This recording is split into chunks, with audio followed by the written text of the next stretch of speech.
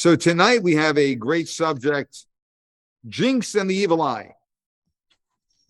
Do you believe in being jinxed?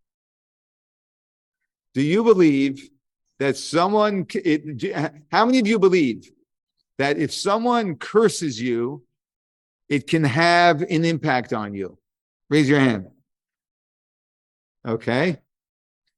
How many of you believe that if someone looks at you with a jealous eye, which is what we call the evil eye, that can impact you negatively?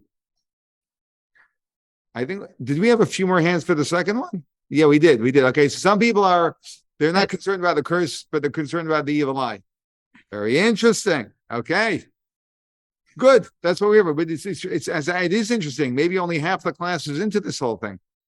And the question is, what we're going to really be discussing, the core question is, what is the power of words? If one person curses another person, you should whatever, right? Do those words have power? And if they do have power, what gives them power? And what type of power do they have? Right? And is the power because you, the recipient, are scared of those words? So it's already having power because you're scared? Now, in other words, is the effect psychological, which would then be debatable as whether the words actually have any impacts? It's just the way the listener perceives the words, or do the words actually have power? Those are some of the questions that we have. They have power. You're saying, okay, well, let's look into that. And we know that even popular culture, this is one of the things, like I said last week, when it happens to you, when it happens to someone else, if someone comes to you and says, oh my gosh, someone cursed me, I don't know what to do, my life is ruined. And they say, you believe in curses? Come on. Right? But when someone curses you, suddenly you start second guessing. Is there something to this or not? Right? So we want to know where we really stand on this and where we should really. So that's what we want to know. What does Judaism tell us? Is there anything to this? And in our popular culture, there are many stories of curses and all these different types of things that we have, which seem to support that they have some power. One of the interesting, enjoyable stories is what we have in text number 1. The curse of the billy goat. You know that story? It's a cute story. Especially if you like sports, you're going to love this one. Go ahead. Legend has it that a Chicago talent owner named Billy Goat Cleanus pronounced the curse on the club on October 6, 1945, just a month after the end of World War II. Cleanus went to Wrigley to cheer on his beloved Cubs against the Detroit Tigers in the World Series, according to the Tavern website, which dedicates a page to the Billy Goat curse. For Game 4, he purchased a ticket for himself and one for his pet goat Toby, thinking he would bring the Cubs luck. But ushers stopped Cleanus entering with Toby. Cleanus appealed to the then club owner P.K. Wrigley, asking him why he couldn't take his personal mascot to the game. Because the goat stinks, Wrigley replied, according to Billy Goat Tavern. So Cleanus threw his arms up first team. The Cubs ain't gonna win no more, he declared. When the Cubs lost the series to the Tigers, Cleanus sent Wrigley a telegram. Who stinks now? Now, I'm guessing you never even heard of the Chicago Cubs, right? You know why? Because they stink. All right. So, many people will go with this, like they really believe that the Cubs can't win because they got this curse. And I'm laughing, but, the question is there something to it? He cursed the team and the team didn't win. So is that what's behind it? Is the evil eye just superstition? Is that all it is? And we're just superstitious? And people tend to be superstitious. That's fine, but at least we should know that we're being superstitious. That's helpful. Or is it not superstition? There's something to it. Is there any point in wearing a red string? Right. Someone just recently asked me if I can tie a red string on their wrist. I think they feel that not only will the red string protect, but if the rabbi ties it on their thing. So I said that'll be $150. Just kidding. Jewelry design, Kamsa necklace, right? We just had a conversation about that, and other things that people wear in order to ward off superstitious evil eye, curses, whatever it may be. Is there anything to these things? That's what we want to know. Belief in negative effects of curses and the evil eye. I mean, you had 16% of people believe in it. That's lower than our other beliefs in the previous classes. UK 13%. France is very superstitious, 20%. Whoa, Russia, woo! I don't know. Maybe if we were living there now, we'd also believe in superstition. But anyway, that's interesting. We got to figure out why Russia is so superstitious. I don't know. Maybe in a country that doesn't have a strong democracy. It just didn't make it over the border very well. Yeah. Well, yeah.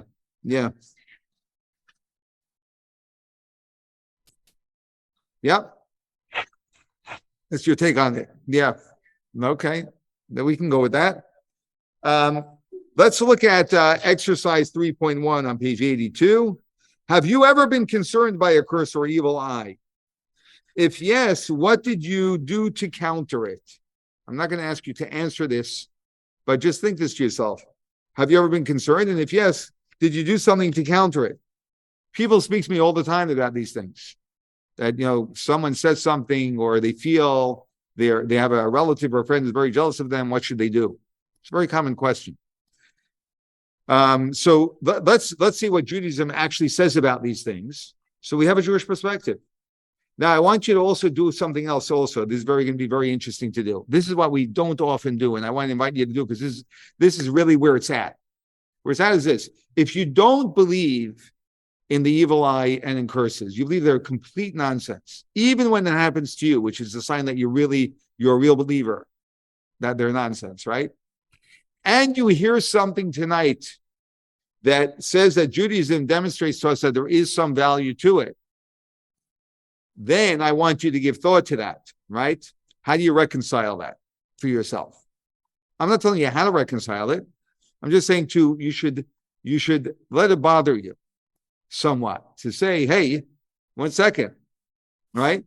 And if you believe in superstition, you're Mr. and Mrs. Superstitious. You just walked over a crack on the sidewalk and you say, oh my gosh, my day's going to be terrible, right? Or something, right? If you're superstitious and you find out that Judaism doesn't really support superstition so strongly, right? How can you reconcile that? You see, we want to align ourselves. Okay, I'm going to say it in my language, if that's okay. It's going to be a little bit radical. We want to align ourselves with the reality. We want to stop living in our version of reality, which is, in other words, delusion. Okay? And we all live in delusion, by the way. I'm not saying not like the crazy delusional people. I know we're all grounded. We know what's going on. But I mean, we have this, we all have stuff, right? So how do we really do want to? So what, we want to be worried our whole life when really there's nothing to it? Or we want to dismiss something that has some value to it? No, we don't want that, right? So that's why we're here. We want to hear what Judaism has to say. But a lot of times the way we listen to a class, this is critical. The way we listen to a class is we listen to it by saying, do I agree with the class or not? Right? Which is fine. I mean, I'm not, nothing personal. It's great. Right? However, then you're going to get nothing out of the class because then we come into the position that, okay, I know where I'm at. Let's see where the class is at. Who cares where the class is at? Right? You don't know where you're at, right? But the idea is for us to be able to update ourselves, right? To a higher way of living. And that is, let me hear this. This is where I'm at. Maybe I can actually step into what we're learning over here a little more deeply and adopt that and absorb that and actually drop some of my stuff. That's really where we can benefit from the class. Just, I have these very insidious, I think, ways of getting you on board. So this is one of them. Okay. So let's discuss the curse. We're going to first discuss the curse, then we'll discuss the evil eye.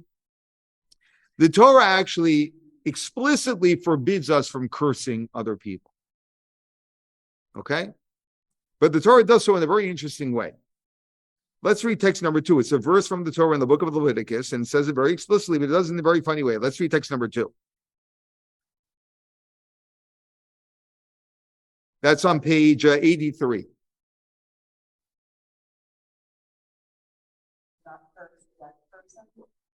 Do not curse a deaf person. Does that mean you can curse someone who is not deaf? It says, do not curse a deaf person. And why would you think the Torah commands us not to curse a deaf person? Actually, it would be better if you curse a deaf person than a person who can hear. Right? You won't create as many issues. And he won't get superstitious about what you told him either, unless he reads lips. Right? Why does the Torah say a deaf person?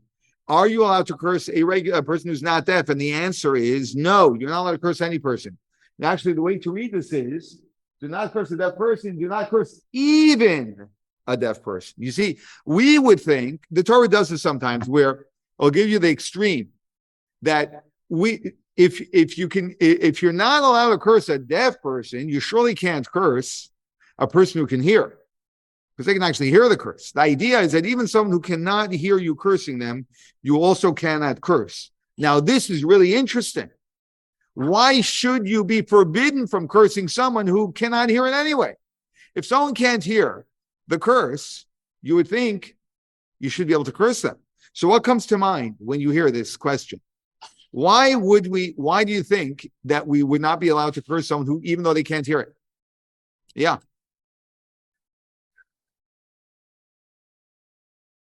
Excellent. Okay, so Andrea is saying, yeah, this is because the Torah is speaking to the speaker. We don't even care about who's listening. The guy doesn't have to hear. We don't care. We're just instructing you. Don't be a person who curses people. Excellent. Can someone come up with another explanation? Yes. They can't hear. They can't defend themselves. Okay.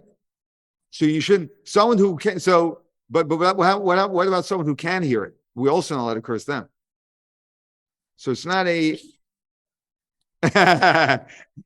Okay. I hear you. You're making a distinction between the two. Good. Fair enough. Okay. We have another. Anything else? Yes. Uh-huh.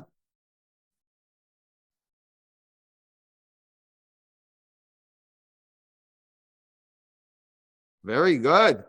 Okay. So you're saying more than just what Andrea said, that you shouldn't be speaking. It's also you're affecting the other person. So now Candy's taking it a step further. Candy's now establishing that curses do have impact on other people, even though I think you may not have. Okay. I'm trying to bring you across. Become a believer. Tonight, we're trying to get people to believe in curses. Okay, good. So, very good. But what the point is, oh, yes, Leslie, you have something to add?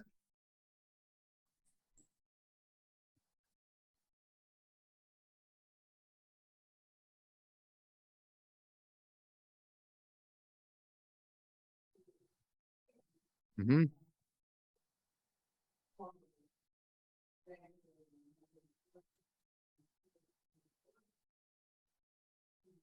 Right. Very good. So it's actually, in other words, so it's actually impacting the other person. So there are 2 points that we're hearing, and we're going to actually find out that there are 2 opinions about this. There's one opinion that says the whole issue with cursing other people has nothing to do with the listener. It has to do with the speaker.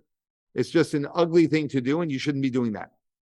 That's one opinion. The other opinion is it actually impacts the other person, which would then mean we're saying that curses have something to them, and we should be concerned when someone curses us. But we'll have to break down what power it has according to that point of view, which we're going to get to. So let's first read. This is Sefer HaChinuch, which is we study this every Shabbos afternoon right here in this room, and it's a book that discusses all 613 commandments, and it breaks down the significance of every one of the commandments. And this is what he says about the cursing. Text number 3. We cannot understand the mechanism through which the church affects the subject and how words have this power, but we know that all people, both Jews and non-Jews, take cursing seriously and believe that even the curse of an ordinary person has an effect on the subject, bringing misfortune and distress. Knowing that this is the case, we can suggest that this is the reason for the transgression. God is forbidding us from causing damage to others with our lips, just as he forbids us from damaging others with our actions. Excellent. So we're going to call this the fist theory. You ever hear of the fist theory? You learned that in college? It's a very deep theory, so I hope you're going to be able to get it. The fist theory is that when someone punches you with a fist, it hurts. That's the whole theory, okay? So when someone curses another person, while he doesn't explain at all the dynamics of it, so we don't really understand how and why, but he's saying when someone curses another person, it causes damage, just as he forbids us from damaging them with our actions. Just like an action, like a punch, will hurt someone, so too our words can hurt another person. So if it has this type, does a punch hurt a deaf person? Yes, a punch is a punch. So a curse is a curse. It really makes no difference if you hear it or not, which is really interesting. Okay, we don't understand. He's not explaining the dynamics of it, so we don't understand the dynamics in his opinion. We will get to the dynamics of it, but he doesn't explain it himself. Rambam, Maimonides, has a completely different take on it. And Maimonides is pretty consistent with these types of things. So he has a completely different take on it. Let's read text number 4. One may have thought that the reason we are forbidden from cursing our fellows is because when we hear the curse, they will be pained and distressed. According to this logic, cursing a deaf people should not be forbidden because they will never hear the curse and be distressed by it. The Torah, however, disabuses us from this notion, cautioning us that cursing deaf people is also forbidden. The reason for this prohibition is that the Torah is not only concerned with the feelings of the subject of the curse, but with the character of the cursor as well. We are cautioned not to incite ourselves to revenge or accustom ourselves to expressing. Excellent. Which is really interesting because Maimonides has a whole teaching about anger, about how one should stay very far away from anger, and contrary to the way some people speak of anger, that you should always express it to get it out of you. But generally, I don't want to get into this whole conversation, which is really a kind of conversation of psychology. But the bottom line is, he says that there is no point in a person should not be cursing another person. Someone should distance themselves from that. And that means he doesn't believe, and he's clear that he doesn't believe that there's any tangible harm from the curse itself. He just believes that a person should be a good, decent person and not get provoked all the time and say negative things to other people. So what we ultimately have at this point is the Sefer HaChinuch says curses cause physical harm to their subject. Maimonides, curses express a person's negative character traits. It's just a reflection of you, but it really has no impact on the person who's being cursed. So that's where we're at. So far, so good? Okay. So let's now talk about the evil eye. We just spoke about curses. We have 2 opinions about curses. Let's talk about the evil eye. We're going to find out that it's very similar. We have a very similar perspectives when it comes to the evil eye. We have a very interesting Mishnah. Mishnah, as some of you may know, is the first collection of oral information that accompanied the Torah, which God gave us at Mount Sinai 3,335 years ago. We're going to be celebrating the anniversary in a couple of weeks. We celebrate it with ice cream. We feel that would be an appropriate way to. There's a custom to eat dairy on the holiday of Shavuos. So that's what's that? A pizza too. And then if you're eating that, you may as well have some cheesecake with it and a cheese blunza. So it's all good. So if you want to have a real party, Friday, May 26th, I think it is. Okay. I think it's May 26th. Friday, May 26th. We have a service here. We read the 10 Commandments, and then we have a huge dairy bash. And we have a tradition. If you don't believe in anything, believe in this, please. Okay? We have a tradition that on the holidays and Shabbos, calories don't add up. Okay? So you can eat as much dairy as you want. It's on the house. Okay.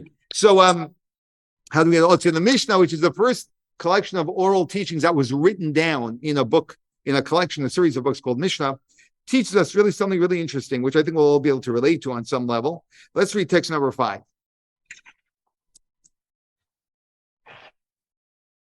Who has the microphone? Oh, go for it. Let's see.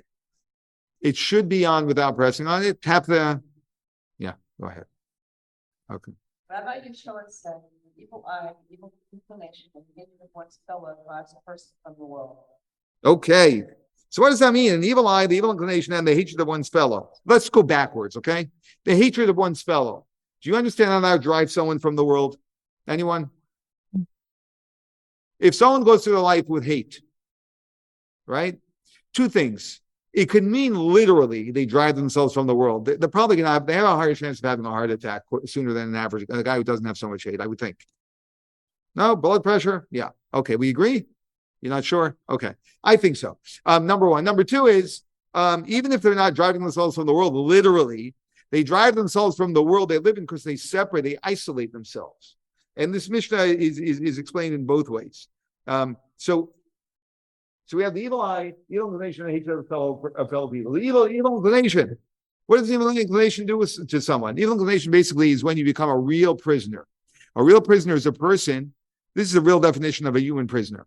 It's a person who gives in to their desires and temptations. So they basically lose control of their life, and they are the victim of every desire that their body has, and they just chase after that uncontrollably, and they're out of control, and it can reach points of addiction, and it just overtakes someone's life. That also can either leave someone literally to death, but it can also isolate someone from living as a normal person amongst people. And then we have the evil eye. The evil eye generally means when someone looks at someone else with jealousy, which, I think we all can relate to. I'm not going to say we're all obsessed with, but some people have a real jealousy issue. Unfortunately, we read in the news all the time, which is like, just shocks me, how people kill people over jealousy. But jealousy is a serious thing that is at least is what we can all relate to on some level. And that also can make someone crazy, take them out of their right mind, lead them to maybe the physical death, but surely isolating them from other people. What is exactly the evil eye? Let's break down exactly what the evil eye is. So we have a teaching from a Spanish rabbi known as the Rashbats, who lived in Spain and North Africa in the 14th and 15th centuries. And this is what he writes about the evil eye. Let's read text number 6. Maimonides explains that the evil eye means greediness.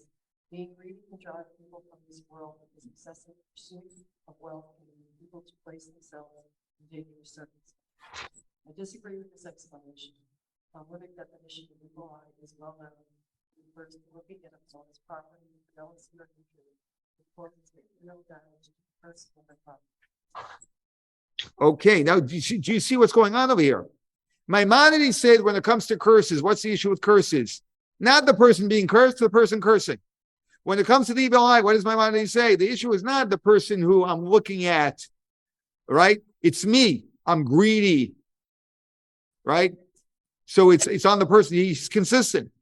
Rashbats is saying an evil eye is not, the issue is not that, it's an issue that the person has such a negative outlook. But the real issue is the damage that perspective and that eye slant brings to the person who they're looking at, that actually has a negative impact on the person. So again, we're finding support to the fact that there is some substance, although he hasn't explained it either, what that substance is, but there's some substance to a curse we learned earlier, and there is some substance to an evil eye that it can hurt us. Maimonides says an attitude of greediness damaging the person themselves, but Rashbats says causes harm to its subjects and also to its dispenser. So the dispenser is also obviously getting hurt by his own very harsh and negative perspectives. But we're very concerned about the person who's the recipient. Now, and what the Mishnah is telling us is, so now what did the Mishnah say, or the previous text? It said, an evil eye, the evil inclination and the hatred of one's fellow drives a person from the world. The Mishnah is telling us, based on the Rashbats' understanding, that when I look at someone with jealousy, it damages them and it drives me from the world. It boomerangs back and it hurts me as well, which makes a lot of sense because people are jealous. It's very hard to be friends with someone who's always jealous, always complaining. They're always commenting, they're very unpleasant people. So that makes a lot of sense. And we find actually in Jewish history that historically in Judaism, we do find that Judaism generally supports the Rashbaz's opinion that we are concerned about people looking at us with an evil eye, with a jealous eye. And we take this right back to the Torah, actually. So, and if you look on page 88, you're going to see a bunch of biblical scenarios, and some of these are very well known. I'm just going to paraphrase a few of them. The first one is Hagar's miscarriage. So our patriarch Abraham is married to Sarah. They have no children. They have a maidservant. So Sarah says to Abraham, listen, you're not having children with me. Consort with Hagar, your maidservant, and have a child with her. But when Hagar becomes pregnant, she develops an attitude like, I'm better than your wife. Because look, I can have a child. She can. There must be something wrong with her. And because of that, Sarah got upset at her. And it created an issue between them. And Sarah looked at her with an evil eye. That she doesn't deserve to have a child when she behaves this way. And she miscarried with her first child. It was only the second pregnancy that she had Yishmael. The first one, and Rashi tells this to us. None other than Rashi is the primary commentary on the Torah. Tells us it was because of an evil eye. When Jacob sent so Joseph gets sold to Egypt. And if you're not familiar with it, just try and follow along with me. Joseph is one of the 12 sons of Jacob, 12 tribes of the Jewish people. He gets sold by his brothers, goes down to Egypt, becomes viceroy by fascinating set of circumstances. There's a hunger in the land of Israel, in the land of Canaan, where the brothers are. So Jacob sends the rest of the brothers down to Egypt to get food. The brothers are mighty guys. They're like, I don't know what we should call them, but they're like, they're, you look at them and you see these guys can take on 20 people at a time. So Jacob says, in order that you don't, that they don't cast an evil eye on you when you come into Egypt, each of you enter the city through a different gate. That's what he told them to do. Joseph was a very smart guy because when his brother stood before him, he knew who they were. But he wanted to set them up so that they would repent for what they did to him. I'm not going to get into the whole story now, but he used that against them. So he said, you guys are spies. We're not spies, we're brothers. He said, why'd you come through 11 different gates? It was 10 different gates. It was 10 brothers. Why'd you come through 10 different gates? 10 different entrances in the city. Of course you're spies. So, but the point though was that the father, Jacob, our forefather, was concerned with an evil eye. Sarah hurt Hagar with an evil eye. Jacob blesses his grandchildren, Ephraim and Manasseh, right before he passes away. Joseph's two sons, you should be like fish. Because fish are not affected by an evil eye. Right? You know what you do all day? You know what you do all day? Amongst many other things, you blink. Right? Fish always have their eyes open. Because they represent the fact that they're not affected by the evil eye. And the reason why is it's going to be very much related to our theme tonight, later on. They're always covered by water. They're always concealed. Fish are always concealed by a larger reality. Okay, we're going to get to that soon. So that's going to be a big theme of understanding how to ward off the evil eye. Okay? No one drove here tonight in a Rolls Royce, right? You left it at home, right? Okay. You'll understand why it was a good thing you didn't. It's not a good thing to always drive around in your Rolls. I don't either. I just have my bumper sticker that says my car in the shop is the Rolls. So, is anyone with me tonight? Okay. And additionally, another way that we know that the evil eye is something that historically Jews are concerned about is because you've all heard your grandmother say some funny words. Anyone? You know what I'm talking about? Kainahara, right? Kainahara. What they're saying is it's sort of like a swallow up of a bunch of words, which means without an ayin hara, without an ayin hara. Kainahara or Kainahara or bli ayin hara. There are a whole bunch of ways of saying it, and they're all saying the same thing, without an evil eye. So when you say something, you ask someone, how many kids do you have? 9 kids, bli ayin hara. That's what a lot of people say, right? Without an evil eye. And so someone shouldn't hear that and get jealous, or, oh, well, where do you work? Right? Or how much money do you make? Jews always seem to have to ask that question. How much is your mortgage? My answer to that is, well, you want to pay it? I'll be happy to let you know. Okay, so we actually have a resource to that. Let's read text number 7.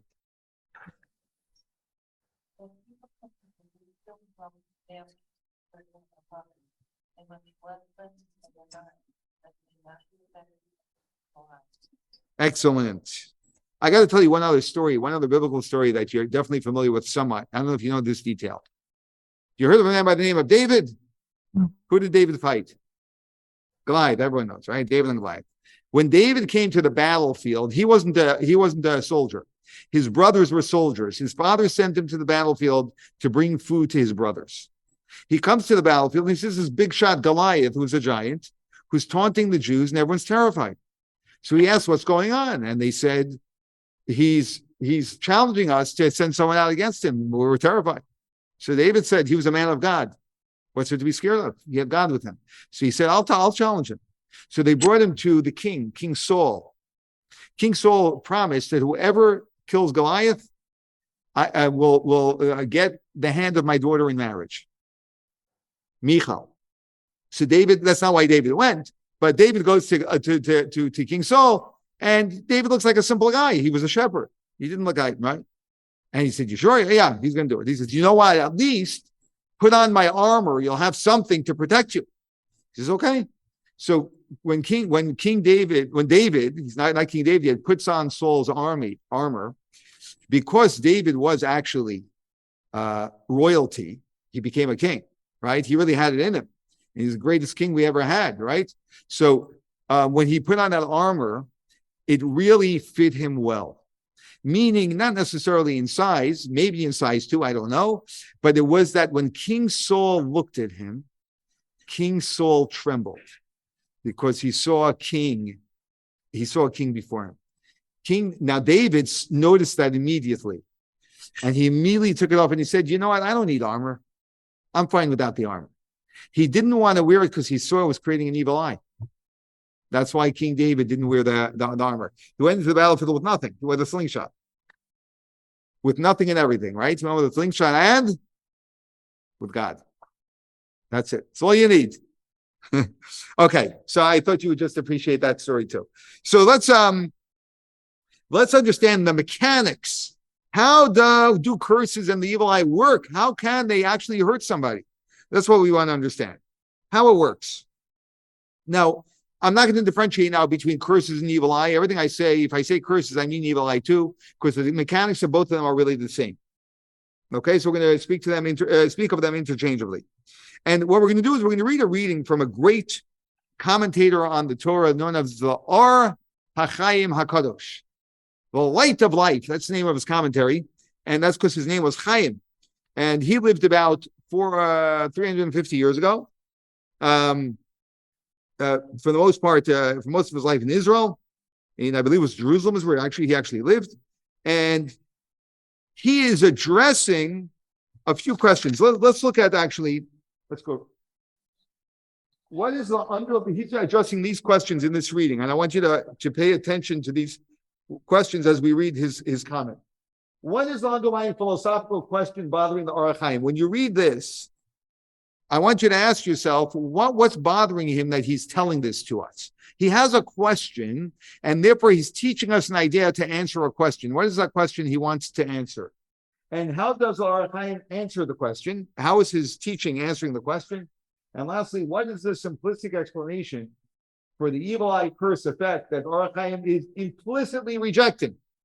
What he's doing in this teaching, which is going to be subtle, it's going to be hard to pick up, is he's telling us, don't think that the power of an evil eye or a curse is this and this. That's nonsense. It's actually this and that. That's what we want to get to. Okay, was I confusing enough? Okay, let's read text number 8 because we're going to start developing now what we're going to call not the fist theory. Is that what we called it before?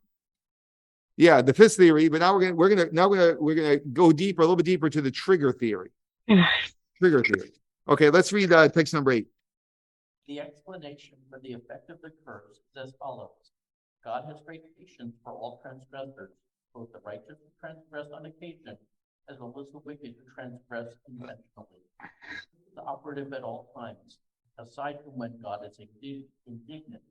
When God's indignation is aroused, he is exacting in judgment, not extending his characteristic patience. When people curse their fellows, this causes the cursed party's transgressions to be highlighted, and God doesn't maintain his patience for them. But if the subjects of the curse have no transgressions that makes them worthy of punishment, the curse will indeed be completely ineffective. Okay, excellent. I'm going to help you out over here, okay? For time purposes. What is the simplistic explanation for the evil eye curse effect that Or HaChaim is implicitly rejecting? What is he rejecting? He's rejecting the idea that a curse is like a punch. He's rejecting the fist theory. And he's saying that a curse or the evil eye does not work like a fist. Just because when someone punches you, it hurts. But when someone curses you, or when someone jinxes you, or gives you the evil eye, that doesn't necessarily actually negatively impact the person. He says, why? Because I have a question. And this is his question. His question is, how can we say that if I am a righteous person, you have the power to hurt me? If I am undeserving of being hurt, how can someone's evil eye just hurt me? Where's righteousness? Right? That's unfair. Doesn't make any sense. So we can't say a blank statement that when someone curses someone else or someone has an evil eye, it damages the other person. So he says, do you want to understand how it works? I'll tell you exactly how it works. The way it works is like this. The curse and the evil eye is not what causes the damage. It triggers something which leads to damage. It's indirect. How does that work? The way it works is like this. I may be in good favor with God. God says, Weinstein, he's trying, he's doing his best, right? He messes up a little bit too often, but that's okay. He's doing okay. God's full of compassion. She says, okay. No one's perfect. All's good. Then someone comes and actually blows up and puts me under the spotlight, right? They highlight the negativity about me. In their highlighting the negativity about me, they trigger on high a judgment on me. And now God says, we got to look at Weinstein a little more carefully. See, there's some problems down there. And suddenly that triggers judgment from God upon me. Now, if I was a tzaddik, I was a perfect person, what would that do to me? Nothing. There's nothing to judge, right? So it's not automatic that a jealousy or a curse impacts someone. However, being that most people are not perfect, and if you think you are perfect, that's probably your largest imperfection, right? So therefore, when someone looks at us with an evil eye, or they curse us, that puts us in a position where we're now being judged by God, and we never want to be in that position because no one's perfect. That's how the Or HaChaim explains how cursing and how the evil eye actually work. So it's not a natural process like a punch. You punch someone, it hurts. It's a it's completely spiritual process. It's someone looking at me in judgment. That creates judgment on high. And if I'm not a perfect person, I don't want to be judged. I don't know about you, but I never want to be judged. Because if you judge me, you're going to find a big mess. Yeah.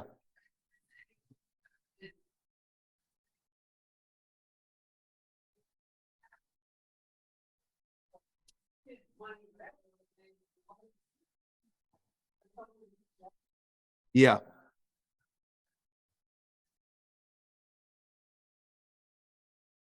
So generally when people are jealous, right, they say, why do they deserve that? I deserve that. They don't deserve that. So they're in a judgment mode. Jealousy is almost inherently, I would say, a judgment mode of someone on me. So they're putting me in judgment. That awakens judgment on high. And now I'm being judged. Now you're right. I mean, we're good people, right? We're not evil people. However, we're not perfect people. So we never want to, if we don't, you know what they say, if you don't need to go to court, stay out of court, right? So it's not going to lead to something beneficial. So being that I'm not perfect, I don't want to be in judgment. Now, it may be that it won't ultimately impact me negatively. That's possible. But it's also possible that it will. Yeah. And that's the point. What prompted this whole question is that we know that some people will not trigger negativity in because they are very, very highly righteous people. Yeah. So I think it's a blend. It's like, sort of a gray thing. It's not a black and white thing. Yeah.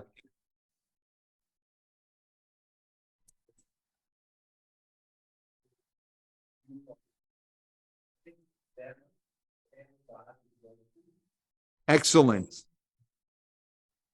Yeah. Excellent. So yes, it's very interesting. And we've had insinuations of this in the past lesson as well. Our behavior, and this is actually very, very, very, a very important point. Our behavior in this world actually triggers behavior on high.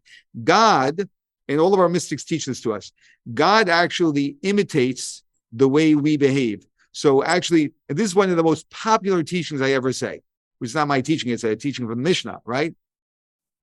The way we measure others is the way God measures us. Because it's a little bit different than the way, it's a little bit different direction than we're learning it tonight, but it's the same idea.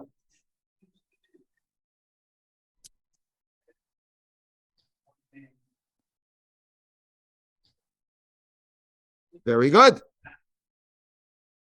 Yes. Correct. So that's true as well, and which is the teaching I just told you now. And we love that teaching, right? Because we want to get the other guy, right? And he deserves it. He's judging me, right? And it's true. But at the same time, when judgment is open, everyone gets hurt by that. Because none of us are perfect. So judgment is not good for anybody. And what happens is they open up judgment and God starts looking at things more critically. Now, when God looks at things with judgment, that doesn't mean that God's just looking at something in a very critical manner. He's being very precise. But we don't want God to be precise with us when we are not perfect people, right? So it's very important for us to that this is what we do in this world. We actually trigger the way God interacts with the world. That's why our actions and our attitudes are so important. God gives us that power. God empowers us in that way. Beautiful. We're good? Yes, Jeff.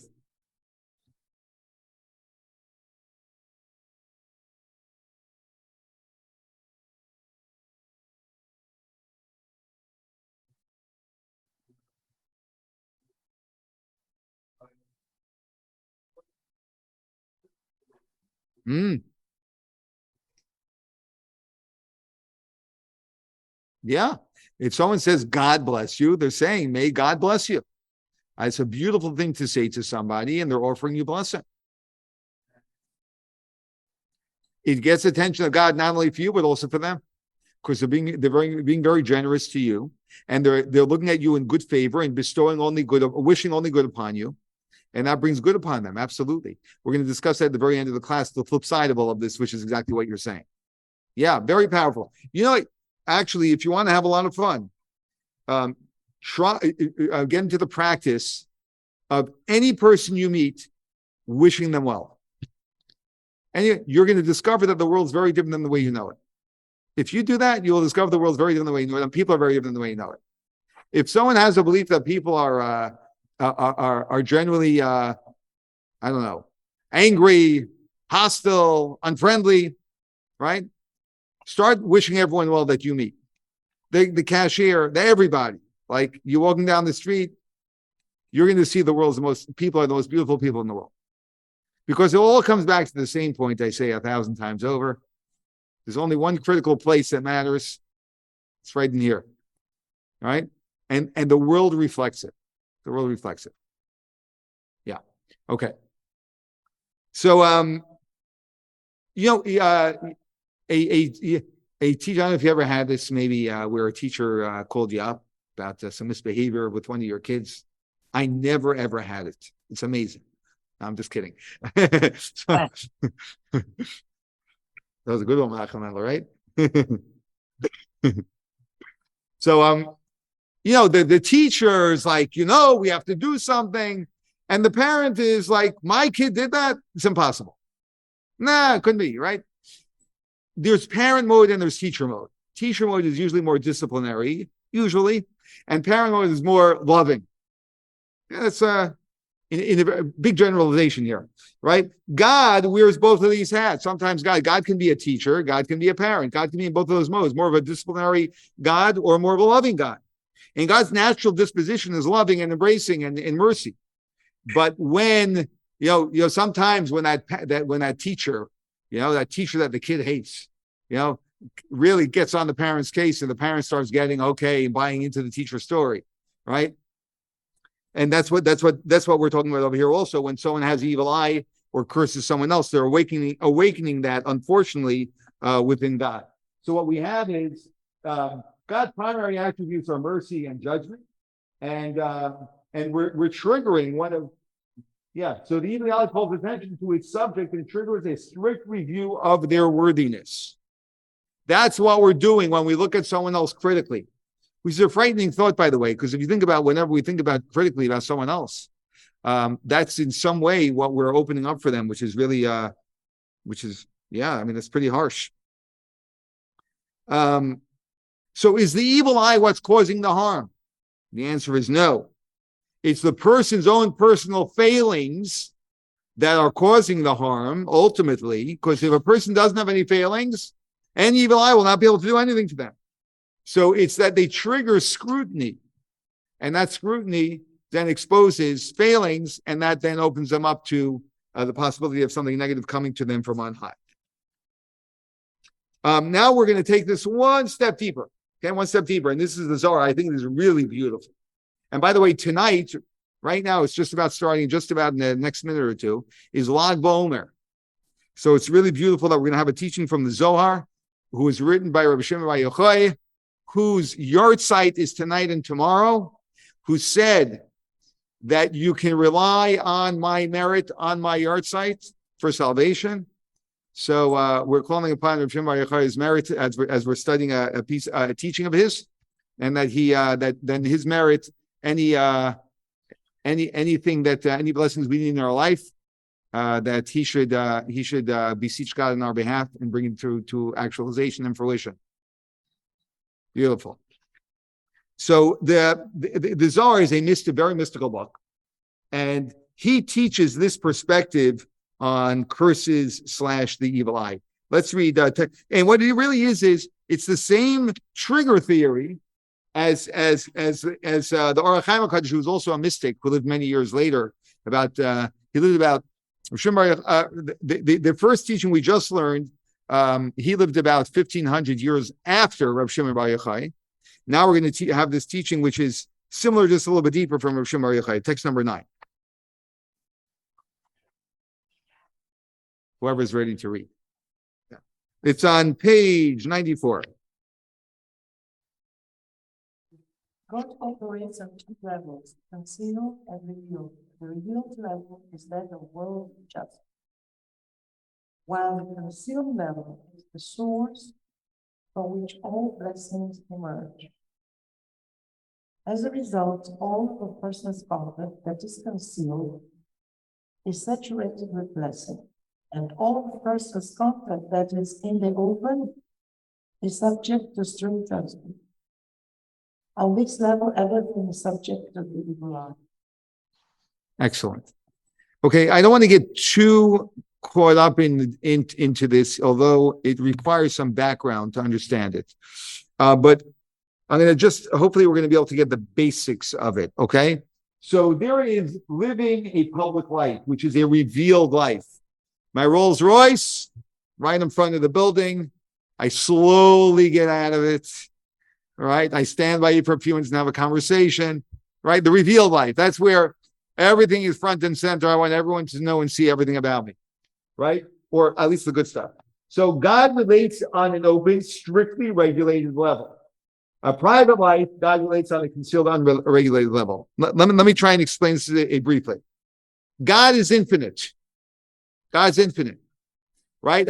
Our world is finite, structure, limit. Like You know, how far can I reach? It's like nothing compared to the universe, right? How far can I see? Nothing compared to what there is to be able to see. I mean, we're so extremely limited, which is important to wake up to. Sometimes, like no one ever points this out to us, right? We're so impressed with ourselves, right? We're so extremely limited. It's unbelievable, right? So how much can this limited being actually be able to experience the infinite? Hardly. The whole world is limited. That's what the definition of the world, right? And some of us know that the Hebrew word for a world is olam. And the word olam means hidden. Because in order for this world of limit to exist, God's infinite being has to be hidden in it. God's here, but completely hidden. So in the hidden world,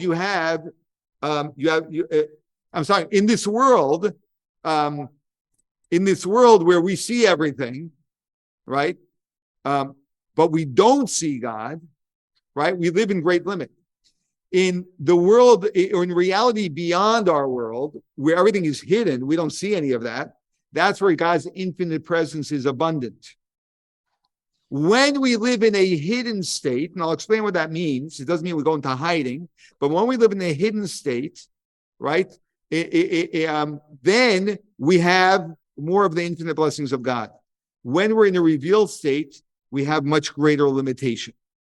That's essentially what we're saying. If you have a CEO of a company, right, see, he decides, he creates a whole structure for the company to work properly, right? A whole hierarchy, management, everything, right? Everything has to work in a structure. You can't break that structure. Everyone has to follow that structure, except for who? The CEO, right? If he wants, he can just bring someone from the lowest level to the highest level, even though normally he's supposed to climb the ladder, this, that, whatever. He can do that whenever he wants. And that's God, right, who's on the top, is not limited by the system. The world is within the system. We're part of the structure of the system. And therefore, we have all the limits of the system that we have to live by. So God, his standard interaction with us is through structure. The way he interacts with the world is through structure. Structure is limited. And that's what we call the revealed world. The world we know, where everything is revealed to us the way we see it.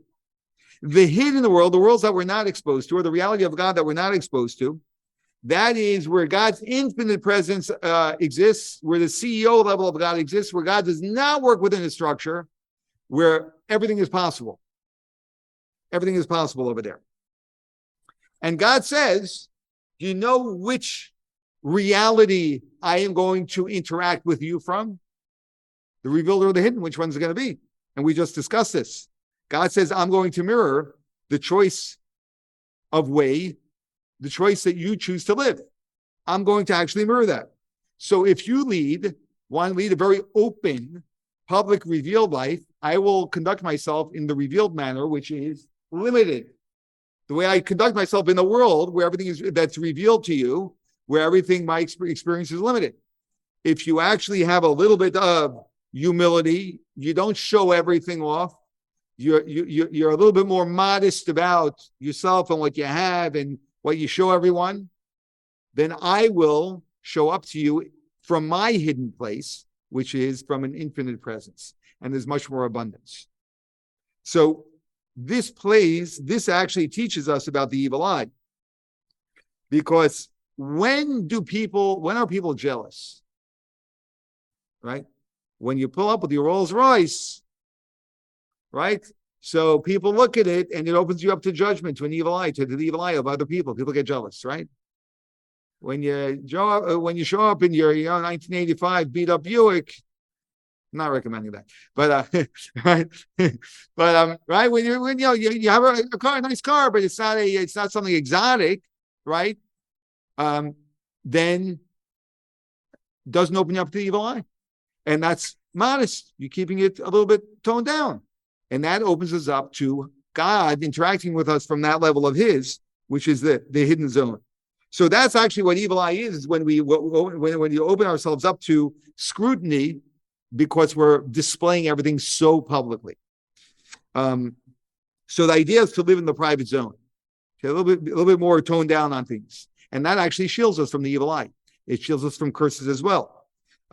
So again, the Zohar is saying that this is not superstitious. This is not superstition. This is actually the trigger theory. That if we trigger, if someone looks at us with the evil eye, they're jealous of us, that triggers that God says, oh, this is how you live. Oh, I didn't realize. I'll work with you on your level. You live open, I'll operate with you from the divine open level, which is limited. But when that's not exposed, God says, I'll operate with you from my infinite place. So this is all part of the entire system of the way things are structured. Yes.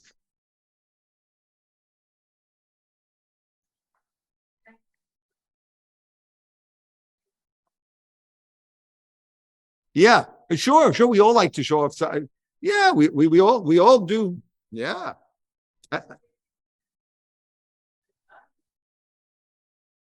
Yeah, they don't know. You should have invited them to the course. But anyway, send them a copy, a recording of the class.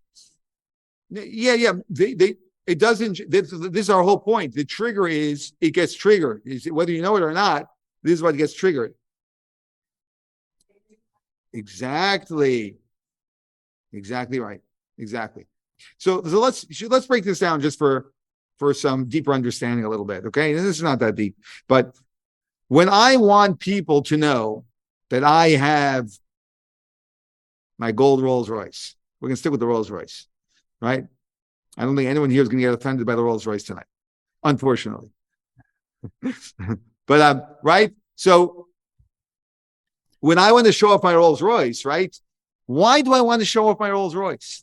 Because to me, that represents power. It represents strength. It represents significance. It's my ego. It's my identity. Someone who has an identity outside of a Rolls Royce doesn't need to show off their Rolls Royce. By the way, this is worth thinking about. If you think about it, because we all have things that we like to, like I said, we all know this very well, we're intimately familiar with this, whatever level it may be. There are things we want people to know about us, right? And we sort of get it into the conversation. Why is that so important for us to make sure people know? Because we find that gives us our stature, our power, our significance, right? And all of that is taken away from our real source of significance, which is the fact that we exist because of God, and that God has given us everything that we have. So actually, that's the entire point. The entire point is we're blocking out God. You block out God, and you have very limited flow. There's more judgment than there is, compassion. Does that make sense? Trying to really ground it. That's what I'm trying to do. Okay. Is there, Roseanne, you have a question? We all have choices to make. Yeah. Yeah.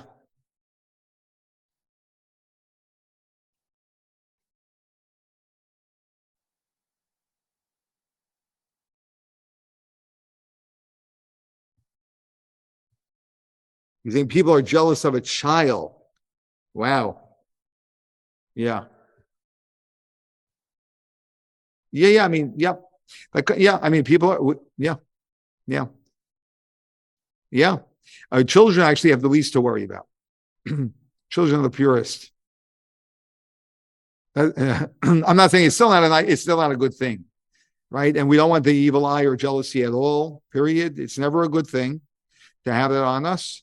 We aspire to teach our children, and hopefully we do that by example of living modestly with our blessings. And that doesn't mean to limit our blessings, right? That doesn't mean to limit. If someone's got a talent, they should use it fully, but in a modest manner. Even if we're going on stage with it, which sometimes it requires literally, like to go on stage with, but there's a going on to stage modesty and there's going onto the stage arrogantly, right? And yes, it is possible, but we have to we do our best to keep it modest so that people can actually take it and not reject it. Yeah, it's a reality. But, like we said, if someone's truly righteous, then there's no concern. And children really are righteous. They don't seem to be all the time. but actually, in the book of God, actually, they are righteous, not held accountable at that age. So we hope that's how it plays out for them. We're good, everyone? Okay. So now let's talk about how we protect ourselves from the evil eye and how we protect ourselves from curses. Okay. So if we start with the base theory, the base theory was the fist theory. That when I punch you, it hurts. When someone curses us, it hurts. It's a direct cause and effect, right? Which is a perspective, although it's a very limiting one. Then we respond, we protect ourselves through a defensive block, right? Someone throws a punch at you, defensive block. What would the defensive block be for the evil eye? Someone looks at us with jealousy, or someone looks at us and curses us. So we have what we call segulos, or segulot, a segula, which is like a matter, a spiritual element that gives us spiritual protection, is what a segula is. What would one example of that be? Well, look at page 96. You're all familiar with this, I believe, and that's the Chamsa, right? And that's one example. There's a lot of discussion about the Chamsa. Many people say that its origins are Arabic, not Jewish. I'm not an expert on it, but there is one source that we do know from a Jewish source, which is a very reliable Jewish source. It discusses protecting against the evil eye with something which has a numerical value of 5. The hand, the Chamsa has 5. So that may be something that serves as a protection. Some people tie a red string. If you look on page 96, you'll see that Reb Chaim Yosef David Weiss writes, I have not found any Jewish source that asserts that a red string is effective against the evil eye. Some even say that it's forbidden as a pagan conduct.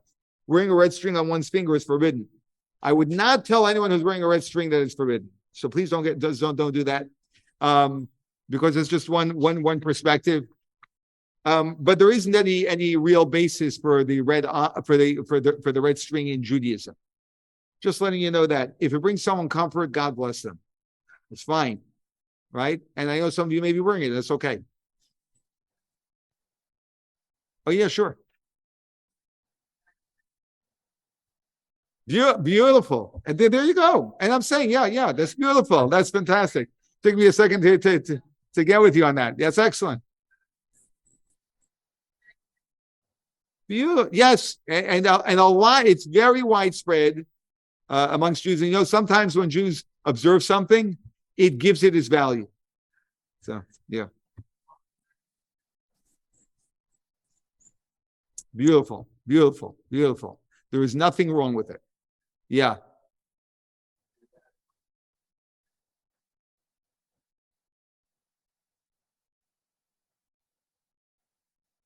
Yeah, they hung it out, and that's how. Yeah, I'll say it's a legend. The connection between the two, or maybe they associated. Once the red string became popular, we find meaning to it, which is a Jewish thing to do, and it's yeah.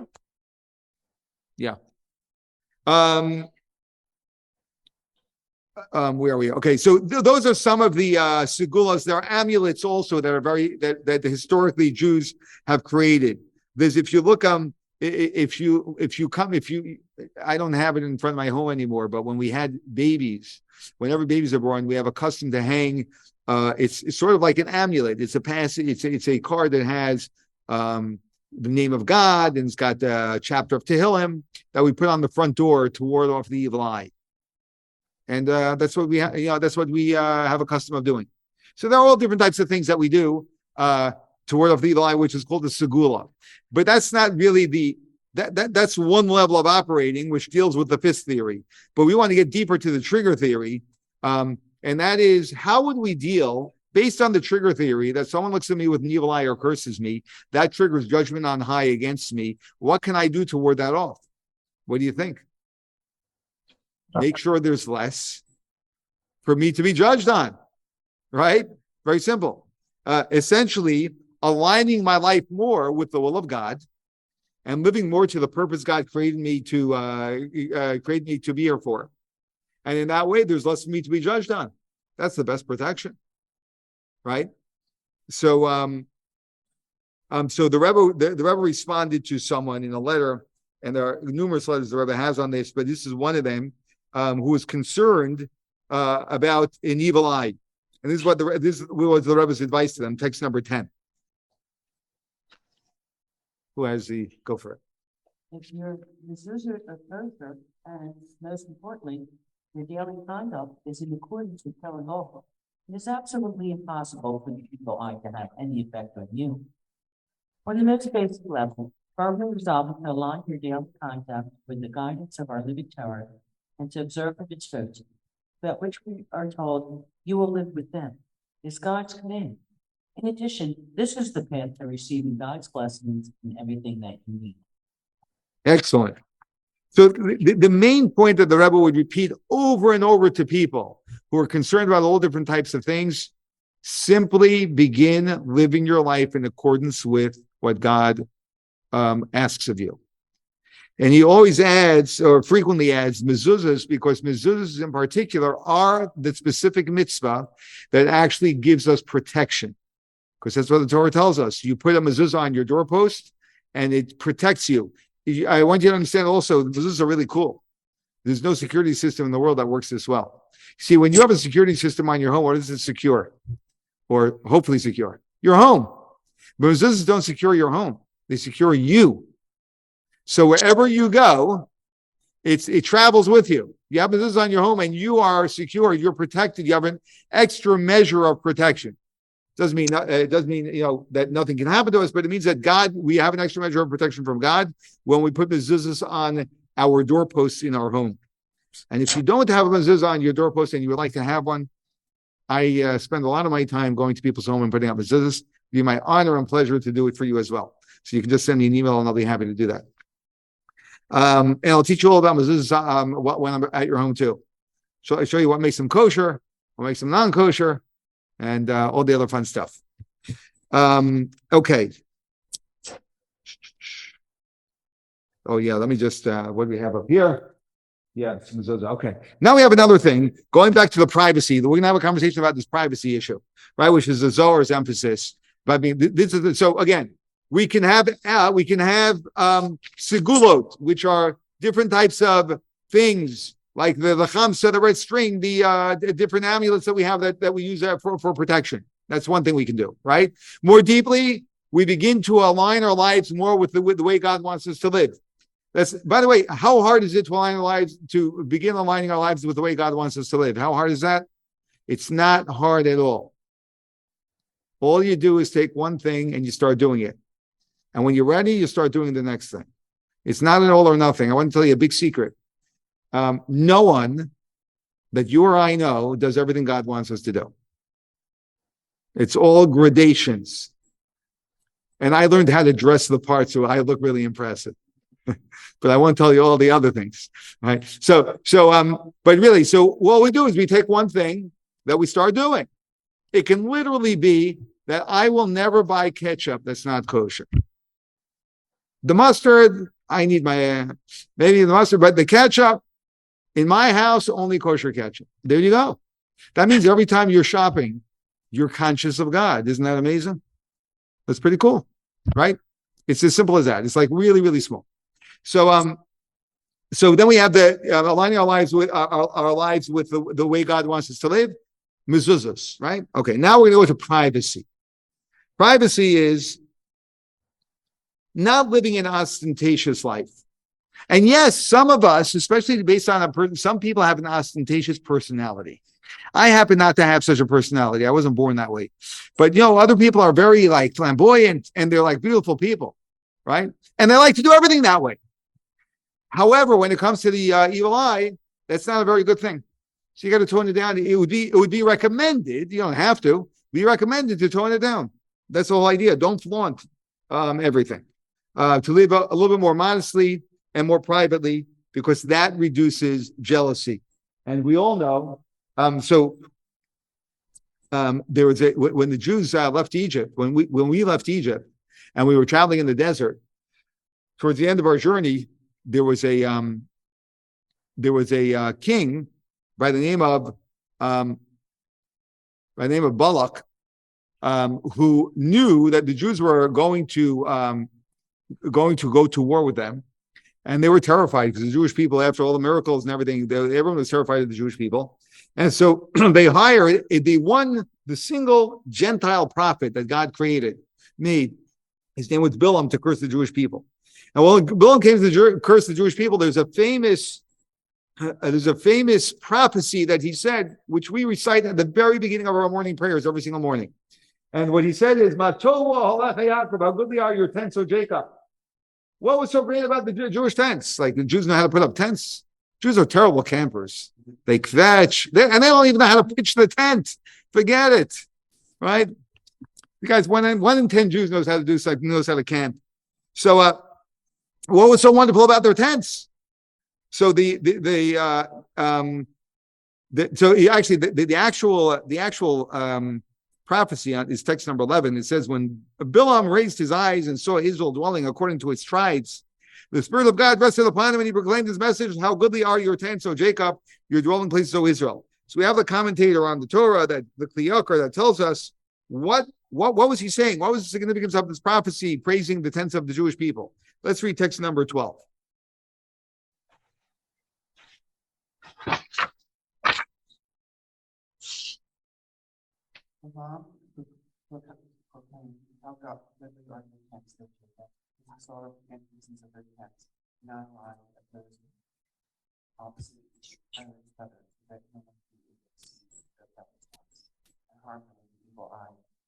Said to himself, I cannot curse them with evil eye.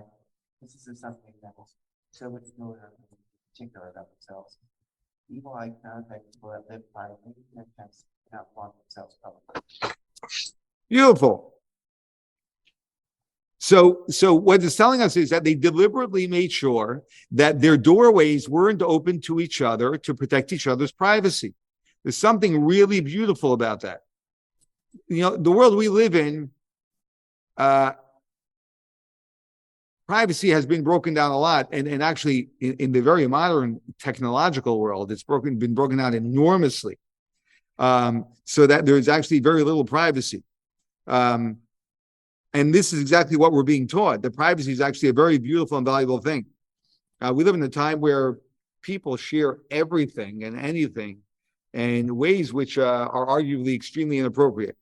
But we all know as well as people who view on, even if it's not something we do regularly, but, we just come across, some form of social media, right? And, someone they just spent 2 hours posing 1,800 times to get the perfect shot that makes them look, right, 10 inches skinnier than they actually are, and 5 inches taller than they actually are, because they know how to do the whole angle thing, whatever it is. And then you show that to all of the, to the world. What does that invite? The evil eye. Thank you. Exactly right. And how productive is that?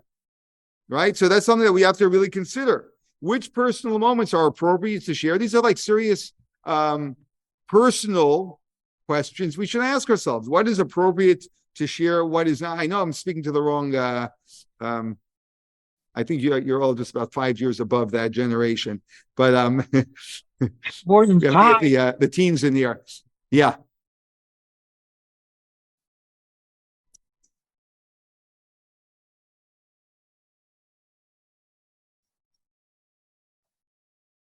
Yeah, that invites the evil eye, and that's what we're talking about: living publicly, openly, which invites the evil eye, and also limits us experiencing the divine, the private divine, which is the infinite divine.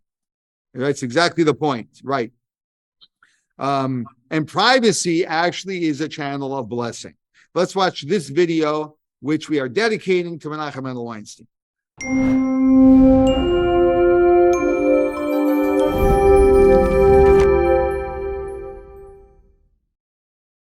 Do you have someone in your pocket?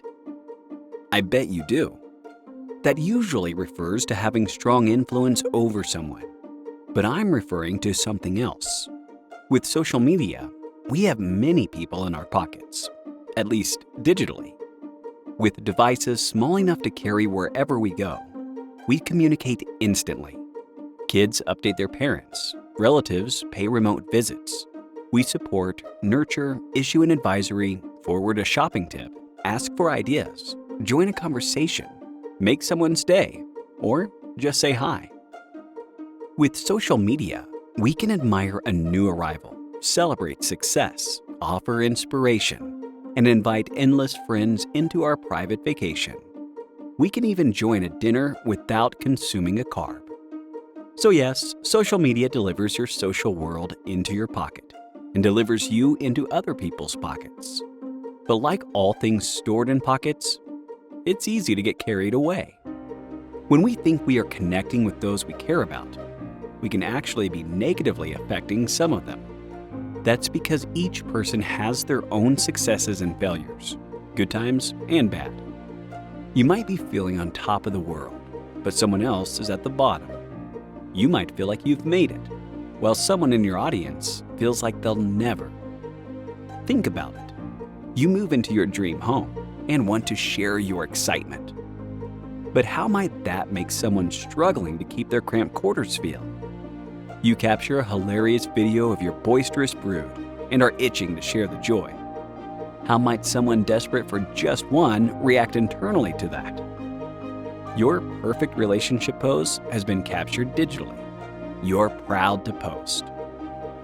How might that be taken by someone whose self-image has been worn down to the bone by a difficult relationship? The ideal vacation includes posting manicured images of its highlights. What might that do to the emotions of someone who dares not hope? You're in dazzling attire. Why not reap some online admiration? What might that mean to someone struggling with their body image? So, is there anything wrong with sharing proud, cute, and memorable moments? Not at all. But here's a dose of wisdom that might help strike a balance. You see, modesty has traditionally been a trademark Jewish value, and its basic ideas run something like this. Not everything has to be shared. Privacy makes an experience more meaningful, not less. Not everything shared publicly has to be shared completely. Consider whether what you share will arouse jealousy. Estimate in advance how individuals might react internally to what you display or disclose. Will they feel delighted or dismayed, enlightened or depressed, inspired or deflated? Put yourself in their sandals for a moment. So, before sharing your next slice of your life, you might want to ask yourself, am I sharing an important update or am I flaunting? Will this make people genuinely happy for me? Or will it invite jealousy and resentment? How many images or posts of this do I really need to upload? Is it realistic or a heavily manicured impression of reality? So it turns out that having people in your pockets is not enough. We've got to have them in mind too.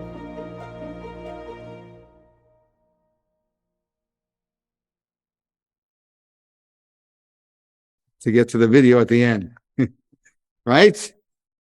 So we also have this beautiful text 13, which says from the Talmud, that says, blessing is found only in a matter concealed from the eye. And that's really the entire point that we're talking about over here. So it's worthwhile for all of us to ask ourselves this question: how can I incorporate the Jewish value of privacy into my life? Is there anything that we can do individually that would actually, where we're maybe being a little bit too showy or flaunting something a little bit more than is necessary? And, and sometimes we all know that feeling of, we sometimes want to show someone. We want them to know, right? That's the problem.